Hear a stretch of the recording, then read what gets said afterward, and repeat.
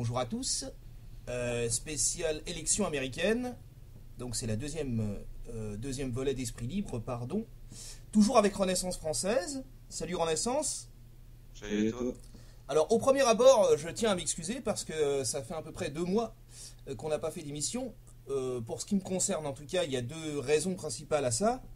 La première, c'est qu'il n'y a pas forcément des sujets très intéressants en ce moment. On a beau chercher, on s'est un peu cassé la tête, je crois, tous les deux, il y a 1 mois de ça, on n'a pas trouvé. Ça volait un peu bas des pâquerettes, mais enfin bon, là, l'élection américaine, il y a quand même des choses à dire, parce que c'est du concret, et sans vouloir me vanter, personnellement, j'avais un petit peu analysé et annoncé ce qui allait arriver. Donc on va en parler, du départ, du maintenant, et puis du futur. Je pense qu'en 3 volets, c'est pas mal, je sais pas ce que t'en penses. Oui. Ok, très bien. Dire. Voilà, et puis je vais vous faire écouter un petit extrait pour lancer le débat. Il est assez représentatif de ce qu'on a entendu dans les médias toutes les semaines avant l'élection et quelques jours avant. Voilà ce que disait Frédéric Becbédé sur France Inter. Autre source d'effroi, c'est dimanche l'élection américaine qui, comme la nôtre, ressemble de plus en plus à un jeu de télé-réalité. Vous voulez que le maître du monde soit un milliardaire misogyne et blond? Tapez 1.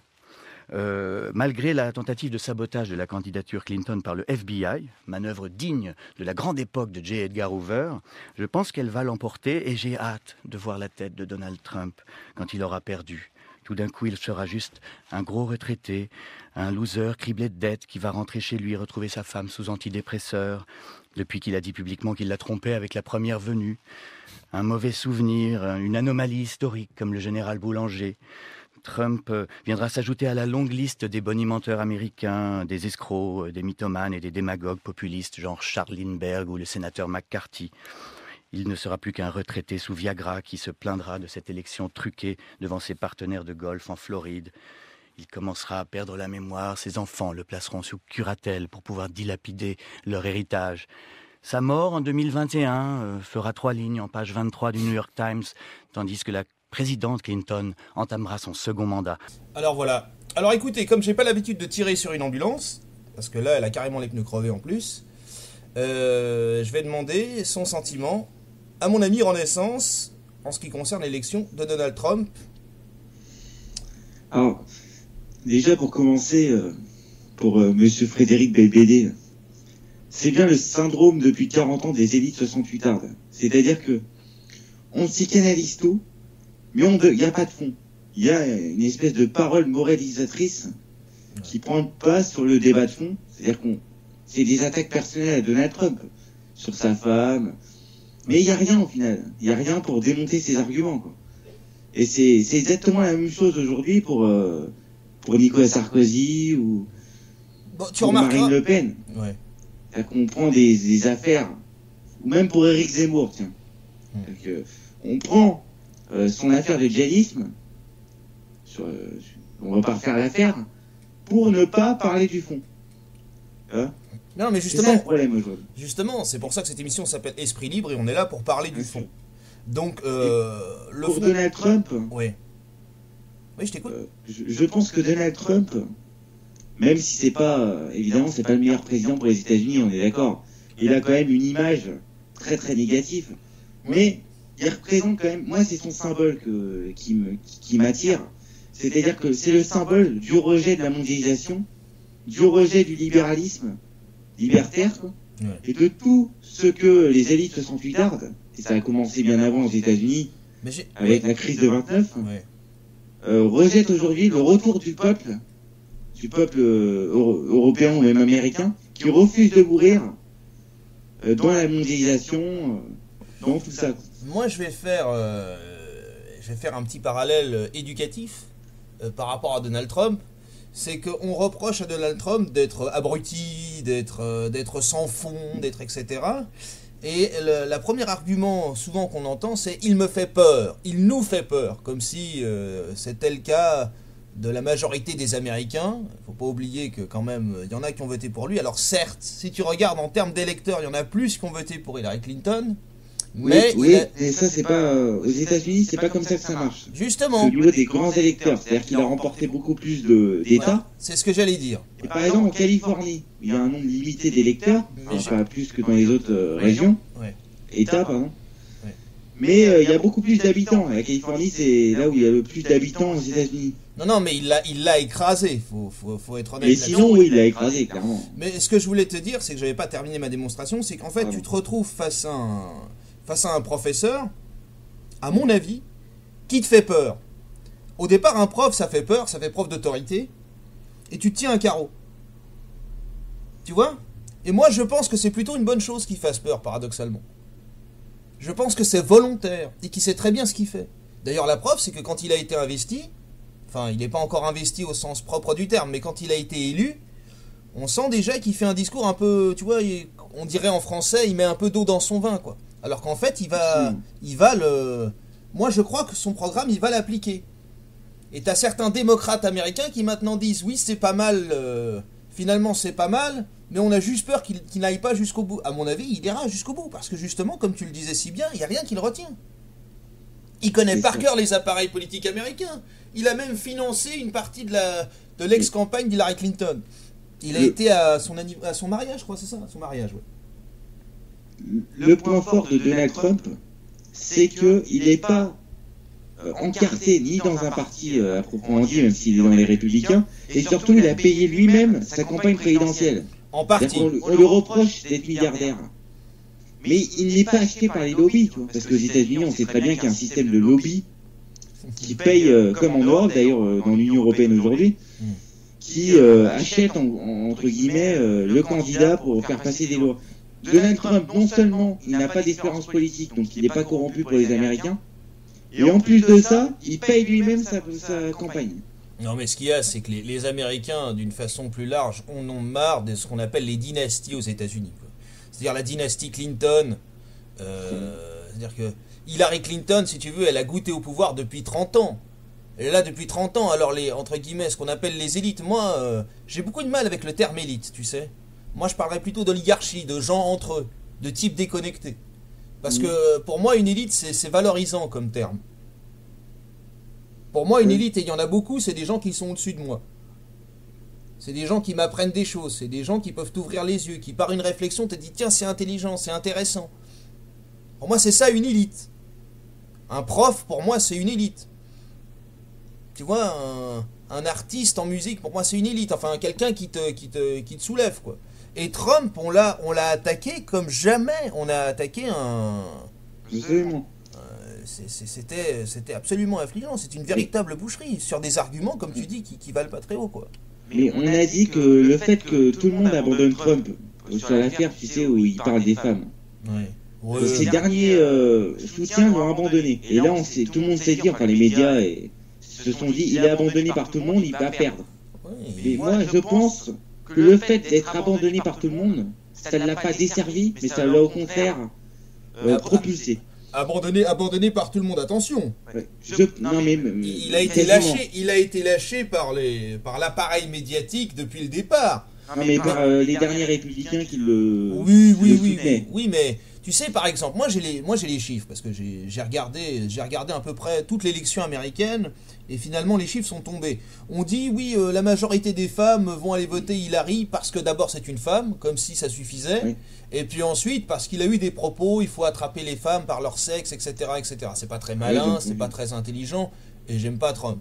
Mais, force est de constater que tu as quand même 48% des femmes, des Américaines, qui ont voté Trump. Ce qui est énorme, hein, parce que quand on écoute le discours des féministes, qui nous disent que toutes les femmes sont féministes, on voit très bien que le discours féministe est déconstruit par cette élection américaine.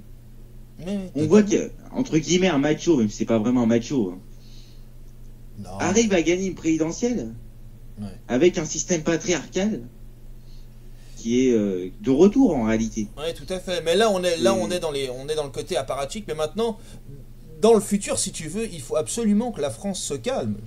Je m'explique. Comment ça ? Je vais t'expliquer. Hollande n'aime pas Poutine. Oui. C'est de notoriété publique, voilà. Et il aime pas Trump. Il aime pas Trump. Or, la première puissance mondiale a envie de faire copain-copain avec la Russie. L'un des premiers qui a appelé Trump pour le féliciter, c'est Vladimir Poutine. Et Poutine n'est pas un abruti, loin de là. Donc si tu veux, il faut absolument que maintenant tout le monde se calme et fasse un peu de diplomatie et arrête un peu de suivre le schéma habituel impérialiste.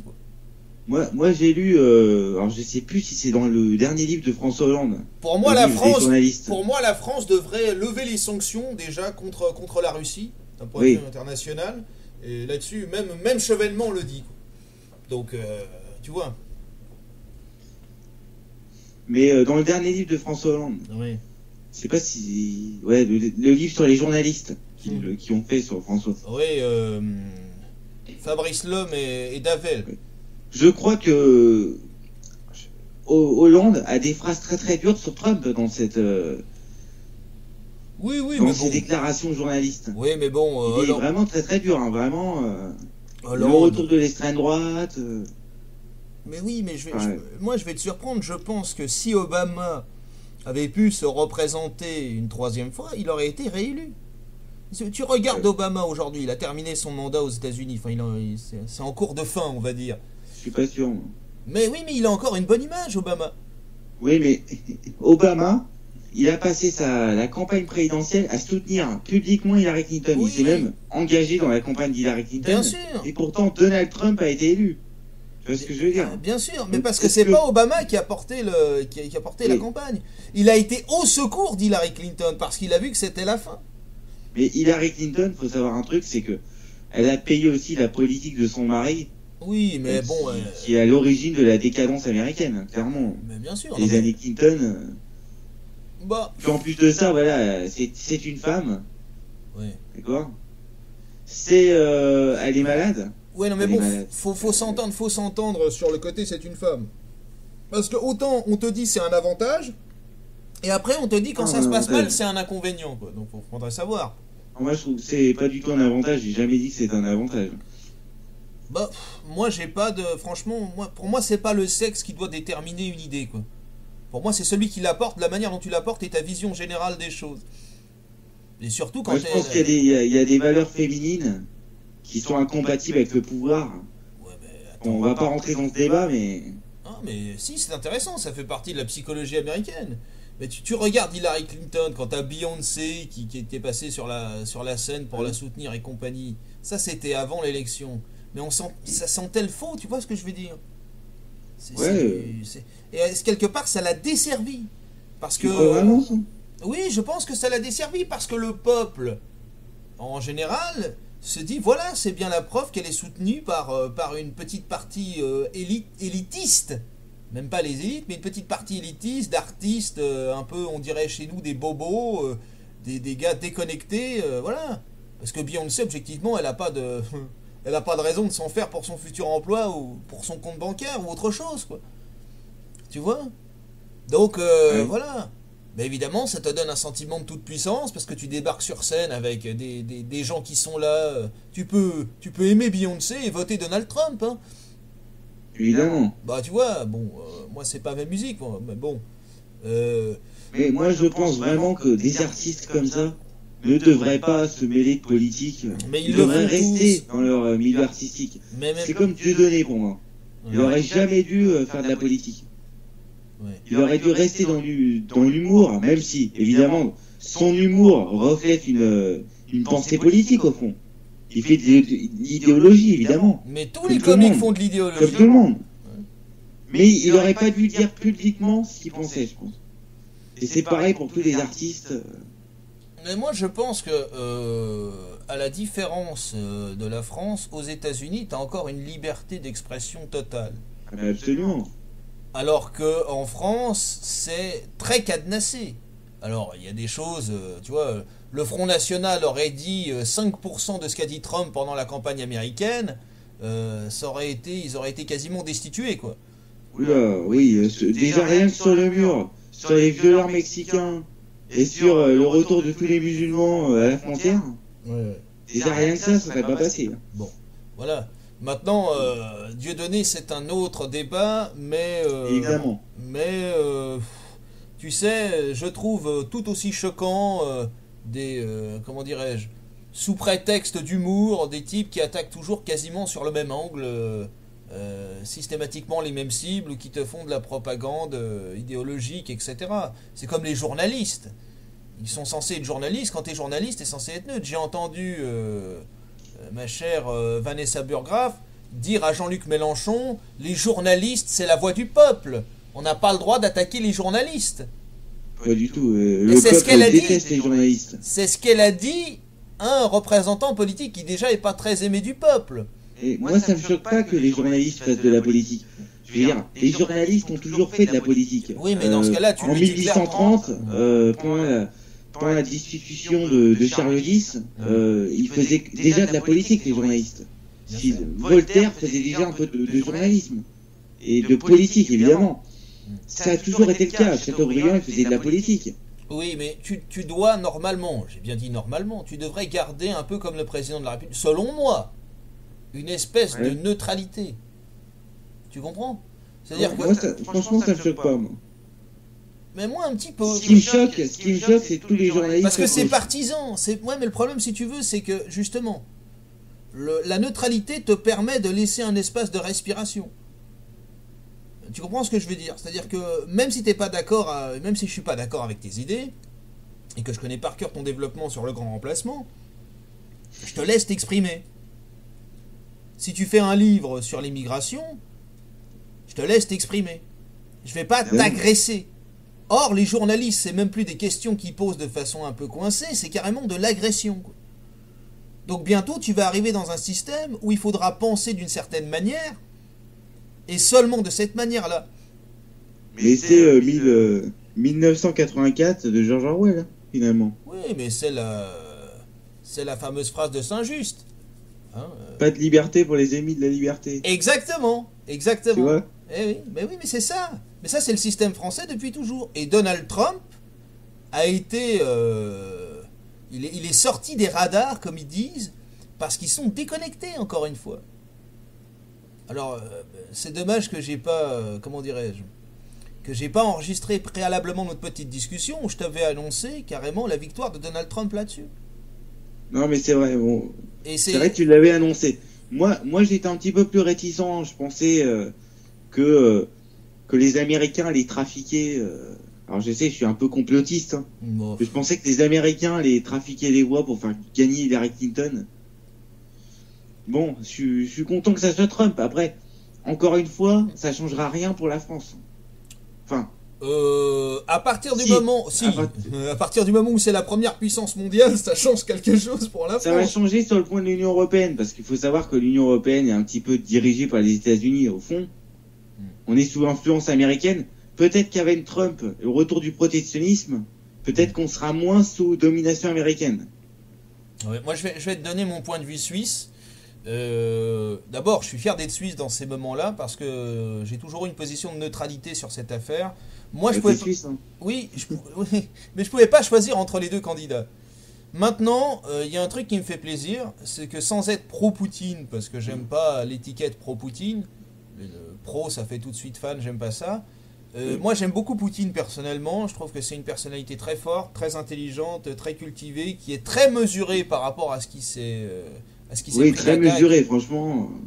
Par rapport à avec tout ce qui se prend dans la figure, il aurait dû... Et l'idée que les États-Unis puissent se rapprocher d'une position russe et commencer à lever les sanctions, etc., ça, c'est quelque chose qui me réjouit parce que ça va apaiser les tensions et on en a bien besoin en ce moment. Voilà. Enfin, ça, c'est ma position. Américain. Oui, il va y avoir un rapprochement clair et net. Et il y aura aussi un rapprochement avec la Chine, parce que ça en va de soi. Hein. Alors attention, parce que sur la Chine, c'est pas la même, c'est pas la même politique que veut conduire Trump. Hein. Il veut carrément. Il est beaucoup plus agressif. Ouais, il veut déclarer la guerre. Alors, ah ouais. Il veut déclarer la guerre à la Chine. Il veut taxer de 45% les certains. Bon, donc ça risque d'être très compliqué. Mais en tout cas, sur la Russie, je ne peux que soutenir la vision de Trump. S'il y a bien un sujet sur lequel je suis d'accord avec lui, c'est sur la relation que doivent avoir les Occidentaux avec la Grande Russie, qui est un très grand pays, où personnellement j'ai quelques amis. Moi j'aime beaucoup, hein, j'aime beaucoup Poutine, enfin personnellement. J'ai pas encore des posters, mais si ça continue, ça va pas tarder. Ben, enfin voilà, moi je trouve d'une façon générale, si tu veux, qu'on a un peu méprisé, pas seulement le peuple, mais qu'on a méprisé carrément Trump. Et, euh, et que on voit le résultat aujourd'hui. Et que de toute façon, tout le monde essaye de faire de la récupération, que ça soit en positif ou en négatif. Voilà, voilà. C'est comme Barack Obama. Là, aujourd'hui, on a vu Barack Obama l'accueillir bras ouverts Mais oui. à la Maison Blanche. Ils ont parlé pendant 1 heure et demie. D'un côté, je me dis que Barack Obama, il respecte la démocratie. Il est quand même dans son rôle, quoi. Il a demandé à tous ses conseillers de préparer l'arrivée de Trump. Et c'est bien, tu vois, parce que ça prouve qu'il respecte la vie du peuple, au final. Mais bien sûr, mais ça devrait être le cas partout. Donc c'est quand même noble de la part de Barack Obama de faire ça. Mais moi, le contraire. Moi, je vais plus loin, si tu veux. Moi, je parle des journalistes français, par exemple, des gens qui sont censés être, selon Vanessa Burgraff, des représentants du peuple. À partir du moment où tu donnes une opinion politique et que tu n'es pas agressif, ça va encore. Mais quand tu balances de l'idéologie, c'est plus de l'opinion. Tu reçois Marine Le Pen, elle se fait agresser. Est-ce que vous trouvez que les propos de Trump sont acceptables? Mais comment est-ce que tu peux envisager? Il passe un quart d'heure là-dessus. Mais ça, c'est la technique des journalistes. Oui, mais tu découvres que maintenant? Non, c'est pas que je le découvre que maintenant. C'est que j'ai espoir. Il faut que ça change. Tu vois ce que je veux dire? C'est ça. Il faut que ça change. Il faut que les gens soient plus mesurés, plus respectueux, plus calmes par rapport à ça. Il faut prendre de la hauteur. Des livres comme... Excuse-moi. Non, vas-y. Quand tu vois des livres de gauche qui se vendent pas, hein, comme le livre de monsieur Raphaël Glucksmann, ou de Jean-Luc Mélenchon, ou de tous ceux qui ont été invités sur Ruquier depuis le début de l'année. Oui. Mais ils n'ont pas vendu à eux seuls, ils ont vendu 3 fois moins de livres que Éric Zemmour, quoi, tout simplement. Et Éric Zemmour, Patrick Buisson, Philippe de Villiers, Laurent Oberton, etc. On peut Christophe Guillouis aussi qui a sorti un livre en fin d'année, ne sont pas invités chez Ruquier ni nulle part. Alors je sais pas si Jean-Pierre Chevènement qui vient de sortir un dernier livre, Jean-Pierre Chevènement, normalement il doit être invité. Je le regarderai, mais on voit très bien déjà Ruquier, c'est le roi d'idéologie. Oui, mais Ruquier, Ruquier sur la carte il est journaliste, mais c'est un peu différent. C'est un animateur et puis bon, il a toujours dit moi je préfère être clair. Au moins comme ça, on sait à qui on s'adresse quand on parle, etc. Mais quand tu es journaliste, je te passerai... J'ai hésité d'ailleurs à faire cette émission en 2 parties, c'est-à-dire une partie Vladimir Poutine. Je te passerai le lien là, que j'ai regardé cet après-midi, où il remballe des journalistes à la solde du mondialisme, où il explique comment les lignes de défense américaines ont bougé de plus en plus, où il explique le budget de l'armée américaine qui est 10 fois supérieur à celui de la Russie, où il explique... Ah bien sûr, le budget russe au niveau de l'armée, le budget russe, hein, c'est 50 milliards de dollars. Le budget américain, c'est 585 milliards de dollars. Ouais, mais il faut savoir que ça a été approuvé. Les États-Unis ont toujours été très attachés à l'armée. Et il y a un peu comme la France. La France, comme disait Dubé, c'est la nation des armes et des arts. Non, mais d'accord. Mais elle est encore la nation des armes. Mais ce que je veux te dire, c'est puisqu'on parlait de Poutine en connexion avec Trump, il conteste pas ça. Il dit, nous, tout ce qu'on fait, c'est défendre nos intérêts. Et vous dites que nos avions circulent dans les zones de pays avoisinants. Est-ce que vous savez que jusqu'en 1990, plus aucun avion russe circulait, alors que les Américains continuent à circuler systématiquement. Ouais. Donc qui est le plus agressif? Tu comprends? Il a parlé de violation, il a parlé de violation de traités, etc. Donc quelque part, tu sais que la Russie est symbolisée par l'ours. Ils veulent arracher les dents de l'ours et lui faire la peau, quoi. Tu comprends? Donc c'est même pas une histoire de Crimée. La Crimée, elle a toujours été attachée à la Russie depuis longtemps. La Crimée, c'est une terre de location. On fait ça, tu vois, la souveraineté, c'est important, encore une fois. On en revient toujours à la souveraineté. Et Trump n'est que le résultat d'une souveraineté. avec une psychologie américaine dans laquelle je ne me retrouve pas. Trump, c'est le retour de la souveraineté pour toi en premier lieu. Pour les Américains, oui. Ah, moi, je pense que c'est l'identité américaine. Oui, bah, la souveraineté et l'identité américaine, ça va de pair. Moi, je pense que c'est le refus de l'immigration hispanique, et là, je vais encore revenir au grand remplacement, qui remplace petit à petit la population américaine.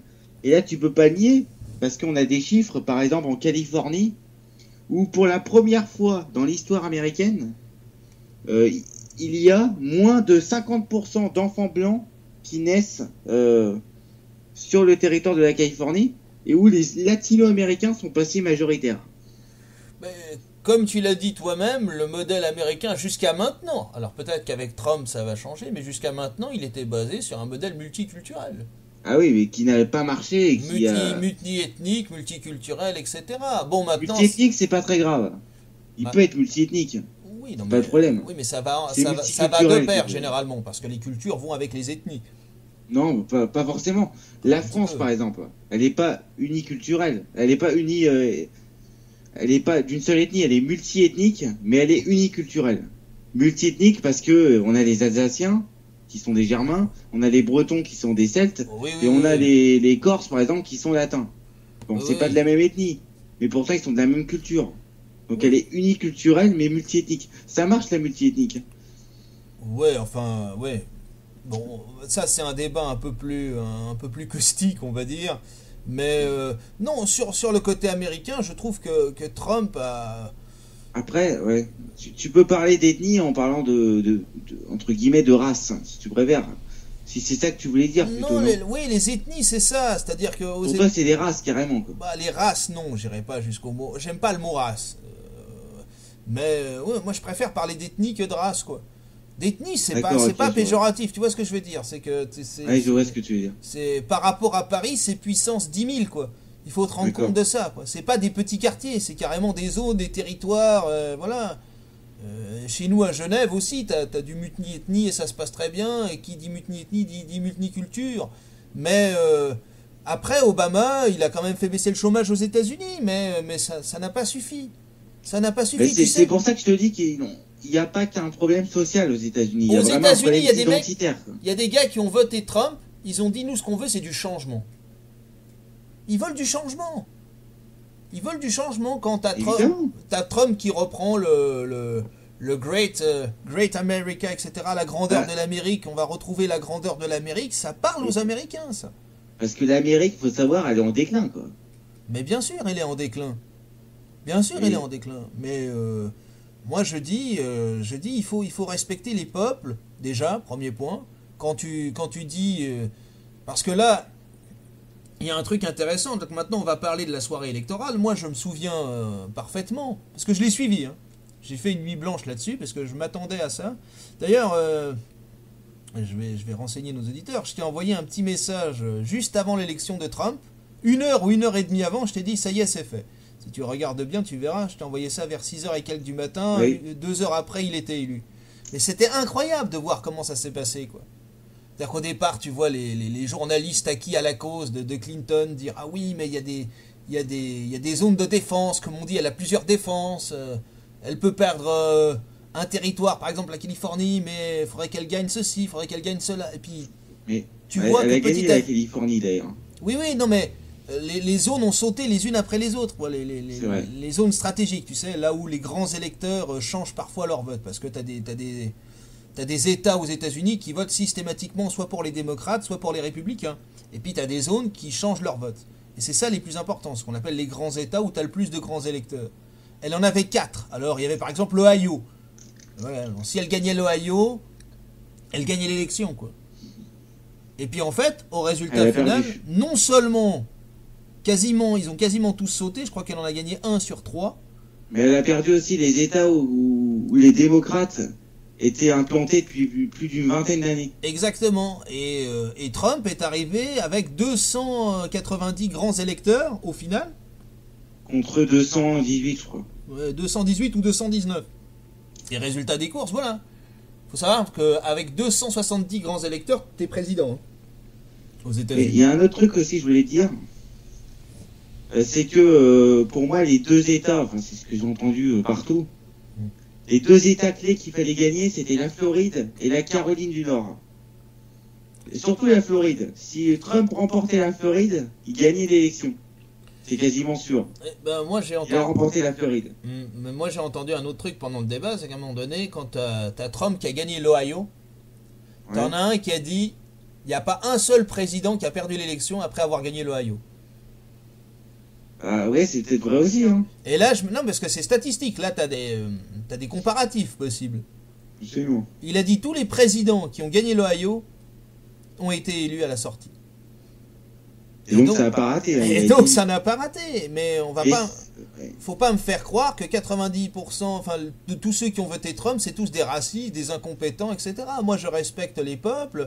T'as des mecs qui font des manifestations qui sont pas d'accord. Bon, bah très bien.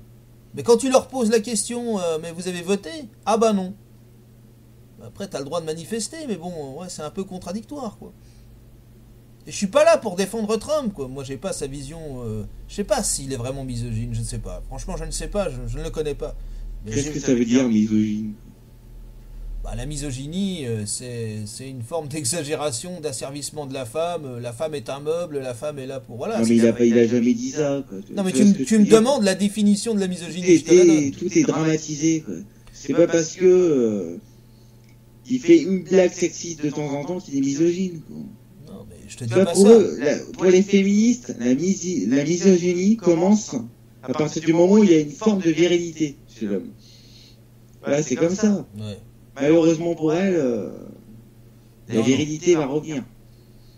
Non, mais bon, tu sais, la virilité, ça c'est un mot, etc. Moi, j'attends de voir Trump sur le fond, et puis je te donnerai mon avis sur le fond. De toute façon, je pense qu'on refera une vidéo. Sur la Russie, je pense qu'il a parfaitement raison. Après, sur le reste, je suis un peu plus sceptique. D'un point de vue économique, pourquoi pas pourquoi pas. Je constate simplement qu'il a fait un discours beaucoup plus apaisé quand il a été élu, et qu'il a même félicité Hillary Clinton pour sa campagne qui n'était pas facile selon ses propres dires. Donc, moi je demande à voir. Mais je ne veux pas qu'on mette tout le monde dans le même panier en disant de toute façon c'est que des racistes, des populistes et compagnie, quoi.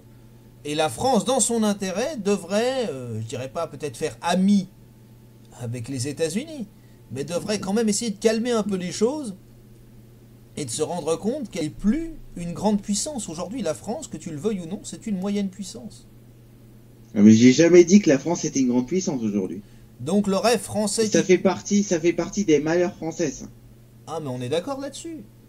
Après, on n'est pas forcément d'accord sur la cause première et la cause principale. Moi, je pense que l'école en est un symptôme... Mais ça en fait partie, l'école, je suis d'accord. L'école est un symptôme majoritaire de ce qui se passe en France. Et puis, l'abandon du peuple, en règle générale. L'abandon du peuple... l'abandon de grands hommes, quoi, tu vois. Comment dirais-je? Je dirais de grands héros qui ont fait la France, c'est-à-dire des hommes de providence. Tu comprends ce que je veux dire? Oui, mais... Des De Gaulle, des Napoléon. On a besoin du récit. On a besoin du récit. Ouais. On a besoin du récit historique, mais si tu veux, le problème c'est qu'aujourd'hui tu es dans un système où moi je ne crois plus à l'homme de providence. Moi je crois à la voix du peuple. L'homme de providence c'est celui qui écoute le peuple, parce que le général de Gaulle, il avait l'oreille tendue sur le peuple. Absolument. Et je te rappelle qu'à l'époque, il était diabolisé en plus, le général de Gaulle. Hein. Absolument. C'était fasciste. C'était le diable en question, c'était l'horreur absolue, quoi. Hein? Donc on a besoin effectivement, mais je ne crois plus en l'homme providentiel qui arriverait pour sauver tout le monde de la noyade. Moi je crois qu'il faut écouter les peuples, je te parle d'un point de vue suisse, et que justement, je comprends malheureusement ta nostalgie vis-à-vis de ce point de vue-là, mais je pense que le grand homme, c'est d'abord celui qui écoute le peuple. C'est ça pour moi un grand homme, tu vois ce que je veux dire? Mais tu crois plus aux grands hommes. Tu sais qu'en 1798, un an avant le coup de Bonaparte du 18 Brumaire, le directoire était totalement... il avait plus d'argent. Il était en banqueroute totale. Et oui, je me souviens. Et là, tout le monde pensait que la France était finie. Personne ne s'attendait à ce que Bonaparte arrive au pouvoir et redresse la France avec un destin magnifique et en même temps tragique. Oui, oui. Donc c'est pareil aujourd'hui, même si aujourd'hui on n'est pas dans le même contexte, c'est-à-dire qu'aujourd'hui il y a des grandes puissances. Les États-Unis à l'époque. Mais à l'époque, la France, voilà, à l'époque, la France, elle était dominatrice. Tu vois, oui, voilà, et les États-Unis venaient à peine d'être indépendants, ils étaient encore très fragiles. La Russie, elle n'était pas aussi puissante. La Chine, on la connaissait à peine, en plus elle était sous l'empire colonial anglais, je crois. L'Allemagne était divisée. L'Allemagne, oui, la Prusse commençait à monter. C'est pas la même époque non plus, quoi. Aujourd'hui, c'est plus difficile. Je sais pas comment. Tout est coalisé, si tu veux. Le problème, c'est que maintenant, on est dans un schéma où tout est coalisé. Oui, voilà. Et donc, comme tout est coalisé, eh bien, la France subit la pression. Alors que la France doit écouter son peuple. Et Donald Trump, ce n'est que le résultat de la voix du peuple. Alors qu'on soit d'accord ou pas. Encore une fois, le système est un peu différent. Ils vont te dire, et ceux qui écoutent ce débat pourraient te dire, oui, mais il y a eu plus d'électeurs du côté d'Hillary. Oui, mais le résultat, c'est quoi? C'est qu'il est élu. Ça aurait été Barack Obama ou ça aurait été Hillary Clinton, il n'y aurait même pas eu de débat. Tout le monde se serait félicité. T'aurais eu une déclaration de BHL, d'ailleurs, on pourrait en parler. J'ai suivi une intervention assez comique de Florian Philippot ce matin sur une radio, sur RMC, qui expliquait qu'à chaque fois que BHL parlait, c'était le contraire qui se produisait, alors qu'ils voulaient absolument, qu'ils disent que Marine Le Pen serait battue à l'élection présidentielle, etc., qu'il fallait absolument qu'ils se dévoilent enfin, et qu'ils le disent pour que le contraire arrive, quoi. Et BHL, c'est comme une boussole. Ouais, BHL, ouais. Tu prends son avis, tu sais qu'il faut faire le contraire. Je te rappelle qu'il avait encore une fois dit qu'il fallait décapiter Vladimir Poutine, rien que ça. Hein. Que c'était le nouveau Hitler, qu'il fallait l'arrêter, qu'il fallait le décapiter, quoi. Mais il faut arrêter d'écouter BHL, quoi. Non, mais il ne représente rien. Mais ça, c'est des références. C'est pour ça que je sais même pas pourquoi tu parles de ce mec-là. Parce que c'est un symptôme. C'est un symptôme. C'est le résultat, c'est le porte-voix de ceux dont tu dis qu'ils ont encore du pouvoir. Quand tu me disais... Évidemment, mais il n'y a pas que lui. Il y a aussi Daniel Cohn-Bendit, il y a Jacques Attali, oui. Et il y en a plein comme ça, il n'y a pas que BHL, quoi. Mais souviens-toi d'un des premiers débats qu'on avait eu tous les deux à l'époque. Quand tu me disais les médias ont un pouvoir de décision. Absolument, mais... Non, je te dis, non, c'est pas ça que je te disais. Je te disais que les médias influençaient les masses. Influençaient les masses et que donc c'était plié. Ah, c'est encore le cas en France, hein, je suis désolé. Hein. Quand on a l'exemple parfait, les régionales de l'année dernière, les Français sont mobilisés contre le Front National en pensant qu'il était diabolique. Ça a marché, hein. Comment ça s'appelle, putain. Le Front National tout seul, il a fait plus de 40%. Le Front républicain, pardon. Ça a marché. Oui, mais ça marche plus, ça s'est terminé. Tu verras. Mais ça a marché encore. La dernière élection, ça a marché. Moi, je suis pas là pour défendre spécifiquement le Front National. On a eu un débat là-dessus. Tu sais ce que j'en pense. Mais Trump n'est pas très très loin de certaines idées du Front National. Et il est même pire que le Front National. Non, le Front National, c'est ce que j'allais te dire, est même très modéré par rapport à... D'ailleurs, c'est là où la stratégie de Jean-Marie Le Pen de diabolisation du Front National ne marche pas. La victoire de Trump aux élections américaines, alors tu vas me dire c'est pas le même peuple, c'est pas la même mentalité, t'auras raison. Bah oui. Mais ça prouve que la diabolisation du Front National est une erreur. Qu'il faudrait être beaucoup plus percutant et frapper un grand coup sur l'immigration et sur d'autres problèmes. Moi, je pense pas que l'immigration soit... Là-dessus, on a un vrai désaccord de fond. Hein.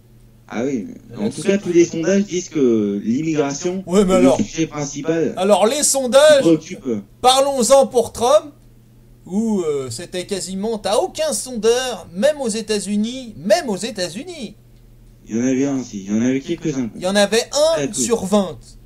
Je crois qu'il y en a un sur 20. Donc maintenant, même en France, quand tu entends le mot sondage, je te rappelle même, tu me diras, c'est pas la même élection, c'est pas le même contexte, mais en 95, tout le monde avait dit Balladur va passer quasiment président. Hein. Chirac est éliminé. Arlette Chabot lui a dit, est-ce que vous allez vraiment vous présenter? Est-ce que vous allez vraiment aller jusqu'au bout? Le mec lui a dit, mais vous plaisantez, c'est une plaisanterie, Madame Chabot. Bon. Finalement, on sait ce qu'il est devenu, hein. président de la République. Donc si tu veux, moi les sondeurs, je suis allergique aux sondages, à tous ces gars. Ils sont complètement déconnectés. Alors après... Bon, si tu veux pas parler de sondage, on peut aller voir les gens et leur demander. Oui, Moi, je parle beaucoup avec les gens parce que je vais beaucoup dans les campagnes françaises. Parce que j'ai de la famille qui habite là-bas. Ouais, Et moi quand aussi. je parle aux gens, ils t'expliquent bien que l'immigration, que le grand remplacement, que l'islam pose de vrais problèmes. Et paradoxalement, tu reconnaîtras avec moi que dans les campagnes françaises, ça se passe plutôt bien. Ah oui, Mais ils ont peur. ils ont peur que ce qui se passe en région parisienne arrive chez eux. Arrive dans les campagnes, ben oui. Bien sûr. Bien sûr. Mais ils ont raison. Mais quelqu'un qui serait d'obédience musulmane ou immigré, Oui, qui viendrait, qui dirait maintenant, on sort de cette espèce d'Union européenne qui n'a d'Union européenne que le nom, on refait une politique qui consiste à aider nos paysans, et puis demain matin je viens vous aider à faire le foin et compagnie, je vais vous aider, je vous tiens la main, je pense qu'il il changerait de vision sur Je pense son pas grand du tout. remplacement. Moi je pense que oui. non. Moi, on n'est pas du tout d'accord sur ça. En tout cas. Ouais, moi je pense que oui, D'ailleurs la preuve c'est que ça se passe bien dans les campagnes françaises. Enfin ça se passe bien, du point de Parce vue... qu'il n'y a pas d'étrangers, quoi. Il n'y a pas d'immigrés. On n'est pas d'accord Et là-dessus. quand il y en a, ils sont tellement peu nombreux qu'ils s'assimilent. Là, pour le coup, ils s'assimilent réellement. C'est-à-dire qu'ils se détachent de l'islam et de la religion musulmane et de leur culture musulmane d'origine. Tu sais, Et donc ils deviennent français. Moi, je connais des gens. moi d'origine je pense pas arabe. qu'un paysan se pend. T'as un paysan qui se pend tous les 2 jours en France. Je pense pas qu'il se pende parce qu'il a vu que d'un seul coup son voisinage a changé de nature, quoi. Je pense qu'il se pend parce qu'il a du mal à survivre au quotidien. Tu qu'il sous-estimes le problème identitaire. Ça. C'est pas que je C'est ça sous-estime, c'est que toi, ton vrai problème. t'as un défaut, c'est que tu le vois que sur un seul prisme. Tu le vois sur le prisme du grand remplacement de Renaud Camus. Et même Renaud Camus n'a pas dit que c'était un grand remplacement voulu et programmé. Hein. Parce que moi j'ai suivi son intervention sur une télé libre qui s'appelle Télé Liberté. Il explique bien que le grand remplacement, lui, il l'a théorisé certes, mais pour lui le grand remplacement n'est absolument pas programmé. Au sens on veut remplacer un peuple par un autre. C'est quelque chose qui se fait naturellement. Renaud Camus, c'est pas la référence absolue non plus. Bah, c'est lui qui a théorisé le grand remplacement, excuse-moi. Hein. Généralement, moi je préfère écouter ceux qui théorisent le grand remplacement que ceux qui le reprennent à leur sauce. Maintenant, moi j'y crois pas, de toute façon. Mais le grand remplacement, cette théorie du grand remplacement, enfin je t'y crois pas. Demain, je t'emmène dans tous les quartiers de la région parisienne, de la Seine-Saint-Denis, même jusqu'au coin, des coins du 91, du 94. Tu vas voir si le grand remplacement n'a pas eu lieu. Dans quelques années, tu réécouteras, Dans quelques années, ce sera... Oui. tu réécouteras ces émissions et je sais pas si tu auras raison ou tort. Moi, je pense que tu auras tort sur le grand remplacement. Mais parfois, quand on discute tous les deux, je vais te faire un compliment. J'ai l'impression qu'on est en fait Zemmour et Nolo. Et moi, je suis Nolo quelque part et j'essaye d'avoir une cohérence dans le débat. Et toi, t'arrives toujours à placer ton moment de grand remplacement, d'immigration de masse, etc. Alors, c'est vrai qu'aux États-Unis, ça peut poser un problème. Trump en a parlé. C'est vrai tu Oui. le conçois quand même aux États-Unis. C'est intéressant. Non, c'est lui qui en parle. Donc, Qu'est-ce que tu penses de ce grand remplacement aux États-Unis, tiens? Non, mais moi, je soutiens pas l'idée du grand remplacement aux États-Unis, mais les Américains ont effectivement. Tu penses qu'aux États-Unis, il n'y a pas de grand remplacement? Là où je conteste l'analyse de certains, c'est qu'ils disent les Blancs ont voté pour Trump, sous-entendu les Afro-Américains ont voté pour Hillary ou je sais pas quoi. Mais c'est pas vrai. T'as beaucoup d'Afro-Américains, qui ont voté Trump aussi. Mais ça, je suis d'accord avec toi. Donc je vois pas où est le problème. Ils ont voté pour un programme, pour une idée qui est le retour de la souveraineté américaine, parce que comme tu le dis si bien, l'Amérique est en déclin depuis tout le temps, et moi je préfère une Amérique forte, qui soit partenaire avec la Russie, et qui change l'orientation et une vue générale, plutôt que ce qu'on a bouffé jusqu'à présent, quoi. Sans être pro-Trump sur un tas de sujets. Tu comprends ? Maintenant, moi je suis souverain. Moi franchement, quand je te dis je suis neutre dans cette affaire, je suis vraiment neutre. Les deux étaient pas terribles. Maintenant, le peuple est souverain, le peuple vote, le peuple, voilà. Il faut arrêter maintenant. Maintenant, on discute avec le président des États-Unis, Donald Trump. Tu comprends? Ouais, non, je suis d'accord. Voilà, c'est tout. Donc, résultat des courses, eh bien Frédéric Becbédé qui disait, si t'as pas suivi la fin de l'intervention, qui disait oui, de toute façon, en 2022, Trump finira crevé, ça fera 2 lignes dans le New York Times, tandis que Hillary Clinton entamera son second mandat, et puis ses enfants se déchireront pour l'héritage, et puis... tu vois, c'est pas normal de dire ça, quoi. Ça devrait, tu vois, il devrait être condamné pour ses propos, tu vois. Oh, mais il ne le sera pas. Non, condamné, je sais pas, mais il devrait pas le dire, quoi. Voilà, moi je suis pas pour la condamnation, quoi. Et il parle de mort de Trump, non, ça va trop loin, quoi. Oui, mais il a dit combat ça. des idées, tu vois. Il y a un moment, il faut parler de fond, tu vois. C'est ça que je reproche à tous ces... Oui, mais c'est... J'allais dire tous ces gauchistes. Ouais, justement. Un petit peu quand même. Et après, bon, Ces moi... bobos de gauche, là, moi qui je ne ne sais comprennent pas. rien ni à la politique, ni à quoi que ce soit, et qui viennent parler, quoi. Tu sais, pour moi, il n'y a plus de gauche ou de droite aujourd'hui. Tu as des idées, tu as des convictions, tu as une vision globale ou une vision stratégique. Et tu peux pas emmener des gens avec toi sans une vision globale, une vision stratégique, une idée générale. C'est impossible. Or, faire croire que Trump est un abruti fini, qui n'a pas eu de vision, qui n'a pas d'idée, qui n'a pas... Pour fédérer les gens, il faut du concret. Il suffit pas de dénoncer, tu vois ce que je veux dire. L'humour, Ouais. ça peut être utile, mais même dans l'humour, il faut du fond. Même dans l'humour, il faut du fond. Et même Dieudonné que tu citais tout à l'heure, il y a du fond. Quand il défend, entre guillemets, le Cameroun, parce qu'il est d'origine camerounaise, quand il défend le Cameroun et qu'il fait un sketch sur l'arrivée de certains Français à une certaine époque, et qu'il explique que c'était du tir au pigeon et compagnie, qui prend l'accent camerounais, tu te marres. Mais il y a beaucoup de fond. Quand il dit oui, les Blancs sont arrivés, et puis il fallait dire mets-toi à genoux, Jésus te pardonne, et puis il te laissait la vie sauve. mais- Tu vois, c'est de la... Ça, tu vois, on sert de l'humour pour faire un discours victimaire, Oui, mais... dont on a plein le cul, quoi, mais vraiment. Oui, non, mais Il y a un bon... moment, il faut arrêter avec ce discours victimaire. On peut faire ça pour tout et n'importe quoi. Non, mais ce que je veux te dire, c'est que... Bon, ouais. Mais... Tout le monde a été victime à un moment Non, d'un mais, problème, mais que tu ne sois pas d'accord avec ça, je le d'une comprends. injustice, quoi. Mais lui, il l'exprime, si tu veux, dans ce qu'il a... de sa façon à lui. Après, je suis pas là pour défendre Dieudonné, je te donne un exemple. Ah, mais je suis d'accord. Donc, si tu as des gens qui le suivent, c'est que derrière, tu as une construction. Tu as une construction. Et moi, je préfère croire quand même que les Américains ne sont pas des abrutis, même si on n'a pas la même psychologie. Moi, personnellement, j'y mettrais pas les pieds aux USA, mais voilà, on respecte le peuple, quoi. Ils ont des cerveaux. Et ils ont voté pour Donald Trump. Donc moi, personnellement, je félicite Monsieur Donald Trump de son élection, sans être forcément d'accord avec lui sur tous les points, mais je suis pas là pour diaboliser Donald Trump. Moi, par définition, quand on attaque quelqu'un de façon répétée, et surtout de la manière dont ça s'est fait, je sais pas si tu te rends compte, mais je crois que ça a été le candidat le plus attaqué, mais de façon mais honteuse, quoi. Évidemment. Mais je Donc, me voilà. demande, il y a un truc que je me demande, c'est que s'il va pas se faire malheureusement tuer, assassiner par comme Kennedy à l'époque, quoi. Il y a un risque, hein. C'est il y a marrant que quelque tu m'en chose. parles parce qu'on en a discuté cet après-midi. Ah bon? Oui, on en a discuté cet après-midi. On s'est dit, il y a peut-être un risque. Ouais. Ouais, il y a peut-être un risque. C'est un copain d'ailleurs qui m'a dit ça. Il m'a dit, est-ce que tu crois pas qu'il risque de se faire... qu'il risque de se prendre une balle comme ça? J'ai dit, ah, alors là, je ne sais pas. Je ne sais pas. Mais en tout cas, bon, il y a eu des tensions, c'est clair. Hein. Maintenant, je ne sais pas. Il y a un risque. Mais bon, moi je lui souhaite pas la mort. Moi je ne souhaite la mort de personne. Hein. Faut être Ah, moi clair. non plus, attention.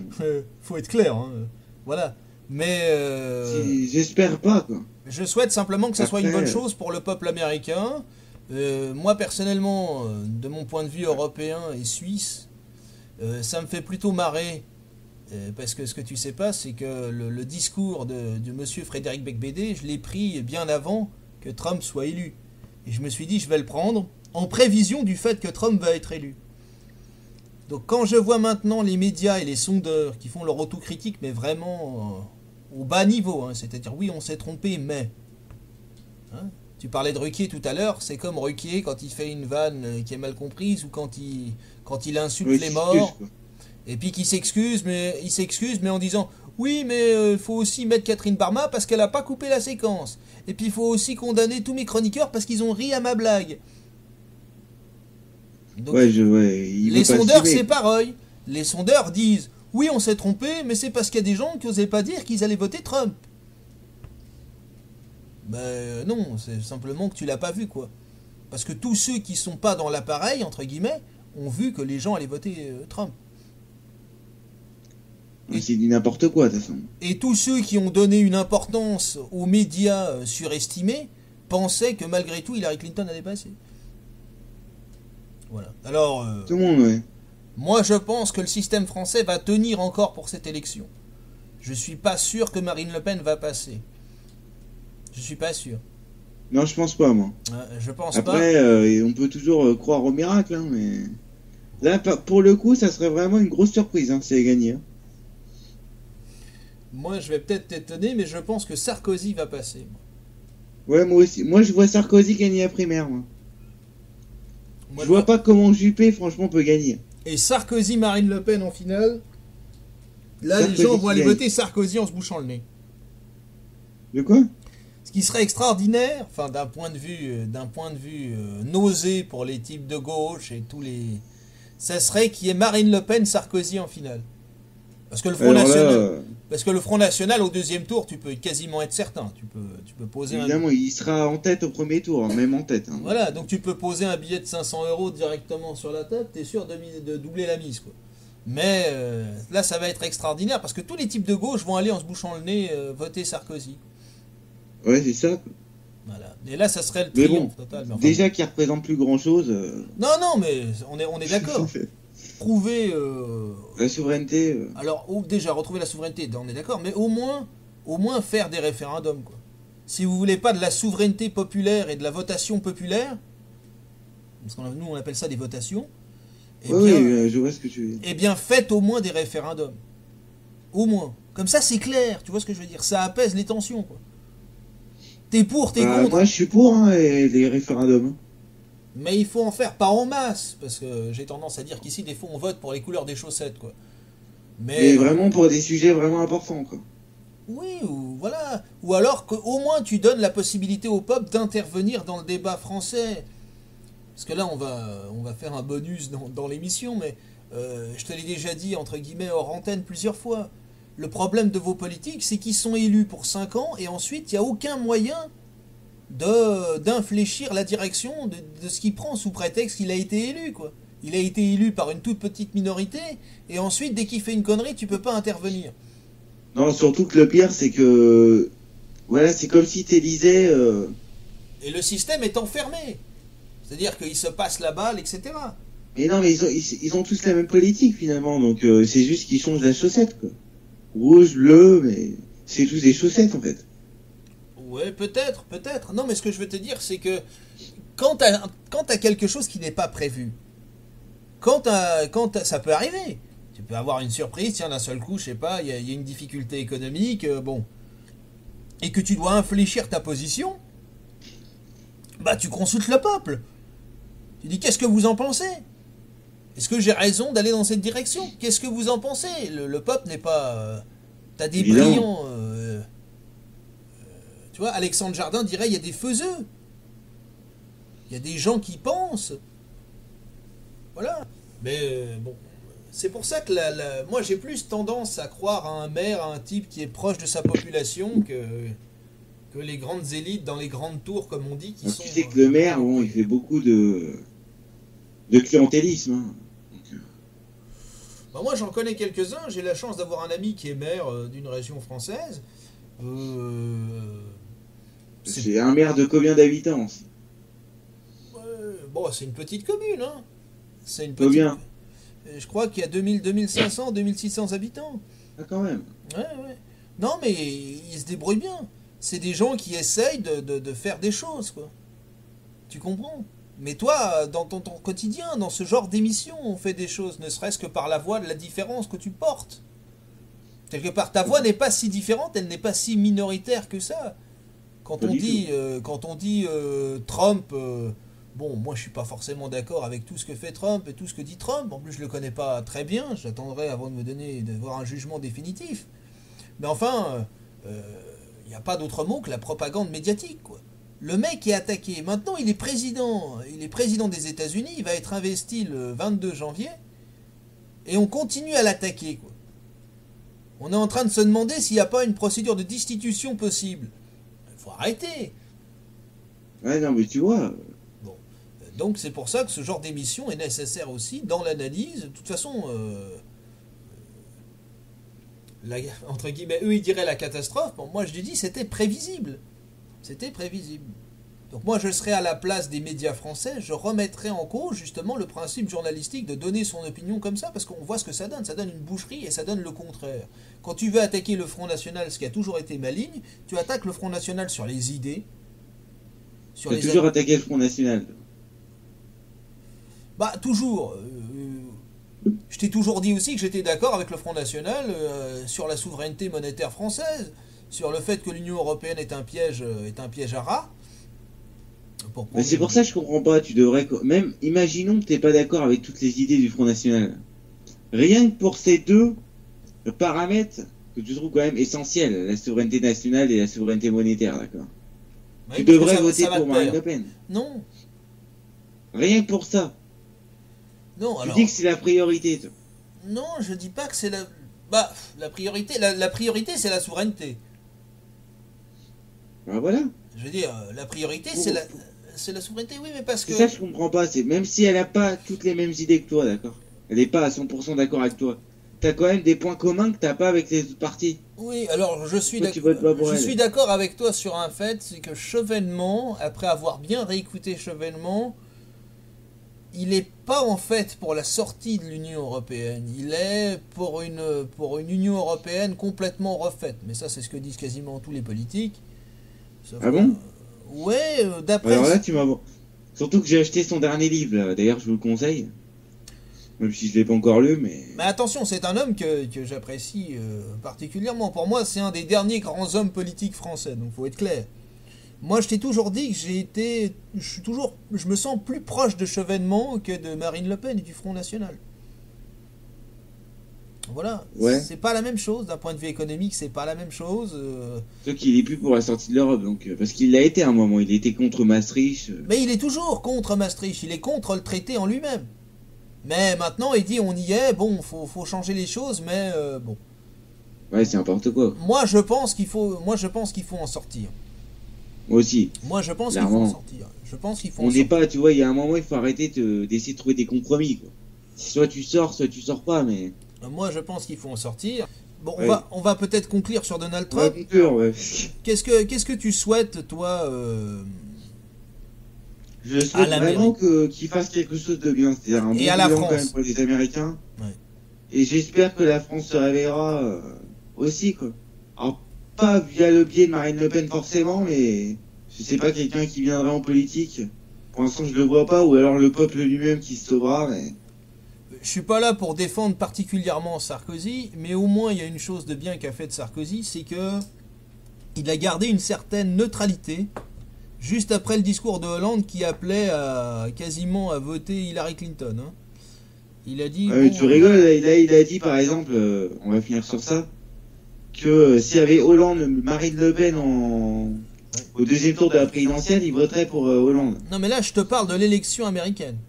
Ouais, l'élection américaine, c'est vrai qu'il a gardé une neutralité. Mais Bon. c'est parce qu'il veut peut-être avoir de bons... Bah au moins il est prudent. ou alors avoir de bons échanges avec Donald Trump, voilà, tout simplement. Oui, mais c'est son intérêt. Bah, de toute façon, Sarkozy, c'est un homme d'intérêt, c'est pas un homme de Évidemment, vision ni de évidemment, conviction. il n'a Ouais. pas de vision. On est bien d'accord Là où le là-dessus. vent le mène. Moi, j'ai des. Je vais conseiller un petit livre. Vas-y. Le livre de Patrick Buisson, faut absolument le lire. Non mais vraiment, Ouais. ça montre vraiment le vrai visage de Nicolas Sarkozy. Quoi. La cause du peuple. Franchement, La pour cause ça du tu l'as pas lu. La cause du peuple. Non, mais j'ai pas besoin, je crois. Ah, peut-être pas tout ce que dit Patrick Buisson, parce que je mets dans ce livre aussi la rancœur particulière. Mais Mais. rancœur contre Patrick Buisson. Non, je pense qu'il y a je pense que Le rancœur de Patrick Buisson sur Nicolas Sarkozy. Voilà, oui, moi j'ai pas de rancœur contre Patrick Buisson, je le connais pas. Bon, je peux te parler du parcours de Patrick Buisson, hein, ancien directeur de Minutes. Oui, je connais. Bon, voilà. Mais non, mais faut quand même. Bon, voilà. Qui s'est fait virer d'ailleurs pour les mêmes motifs. C'est-à-dire que le mec a quand même réussi à se faire virer une minute, quoi. C'est quand même extraordinaire. C'est vrai. Bon, voilà. Parce qu'il avait enregistré ses collaborateurs. Voilà, va jusqu'au bout. Maintenant, ça n'empêche pas que le livre peut avoir un intérêt, mais je crois 85% du livre doit être vrai. Maintenant, sur le côté, on a laissé faire les Arabes, agresser les Blancs, etc. Sarkozy n'a pas contesté. Ouais, mais la radio a totalement démenti, hein, cette affaire-là. Le journal en question a totalement démenti. Évidemment. C'est passé comme ça. Bon. Évidemment. Bon. Bah. Toi, tu dis. À quoi évidemment qu'ils vont démentir. On sent la pointe d'ironie dans ton évidemment.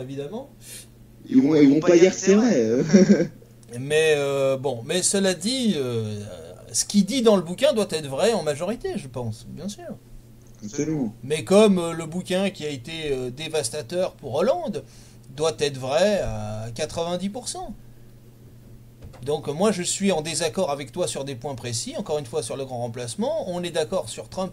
Toi tu as tendance à voter Trump de façon plus enthousiaste, si tu pouvais le faire. Moi je suis beaucoup plus réservé, mais au moins je te donne des convictions et j'ai pas l'ambition de faire carrière de quoi que ce soit, quoi. Sur 2-3 points précis, on se met d'accord. Moi, je suis prêt à te donner, entre guillemets, le pouvoir. Si tu laisses le peuple te contrôler d'une certaine manière. Parce qu'il ne faut pas oublier que dans la Constitution française, l'élu, entre guillemets, est le représentant du peuple. Ça veut dire que le peuple te donne mandat. Ça ne veut pas dire que tu peux faire n'importe quoi avec le mandat. Et si tu veux, sur le bouquin de Hollande, c'est pas Hollande le problème. C'est pas le fait qu'on critique Hollande, etc. C'est le fait qu'il se croit détenteur de la fonction. Or, ce n'est qu'un petit locataire. Hollande, si tu veux, il disparaîtra aussi vite qu'il est arrivé, quoi. Il laissera rien dans l'histoire, puisque c'est son obsession. Il disait tout le temps, oui, je me demande quelle trace je laisserai dans l'histoire. Ah, il va laisser une trace. Hein. Il laissera une tache dans l'histoire, c'est tout ce qu'il laissera. Ah, il va rester une trace. Mais la fonction, par contre... La fonction du mauvais président de la Ve République, oui, ça restera quand même. Oui, mais la fonction présidentielle a été massacrée par ce type. Bah oui, c'est pour ça qu'il restera dans l'histoire. Il n'est pas propriétaire de la fonction, tu vois ce que je veux dire. Et en faisant ce genre de bouquin, en recevant Vladimir Poutine, avec les micros ouverts des journalistes. Attends, mais comment veux-tu qu'on prenne la France au sérieux après ça, quoi? Ouais. Bon, enfin bref, voilà. Donc écoute, Trump pour moi, je suis en accord avec le peuple américain là-dessus. Je pense que je l'avais prévu. Moi je m'étais préparé à ça. On le diabolise beaucoup. Je pense que ça va pas être aussi terrible qu'on le dit, mais on verra bien là-dessus. Et il y a une chose qui est très bien par contre, moi qui aime beaucoup la Russie, je trouve que le rapprochement... Amérique-Russie ne peut faire que du bien dans un contexte international très tendu. Surtout que ça, c'est limite historique. Parce que les États-Unis et la Russie, c'est un petit peu comme la France et l'Angleterre. C'est deux pays rivales depuis très longtemps. Après, je te cache pas que les Chinois et les Japonais sont très inquiets, mais bon, pour d'autres raisons. Voilà, mais on verra bien. Je te laisse conclure. Voilà. C'est bon ? Ouais, c'est... Il faut lui laisser le temps d'apprendre aussi, parce qu'il y a quand même des codes à apprendre. Absolument. Mais ouais, bonne surprise. Et il n'appuiera pas, à mon avis, sur le bouton nucléaire. Hein. Attention. Voilà. À mon avis, non, j'espère pas. Je dis ça pour un ami qui pense que dès qu'il va arriver, il va déclencher la 3e guerre mondiale. À mon avis, tu te trompes, et on en reparlera. Je te remercie pour ce débat, et je vous salue. Merci à toi. Hein.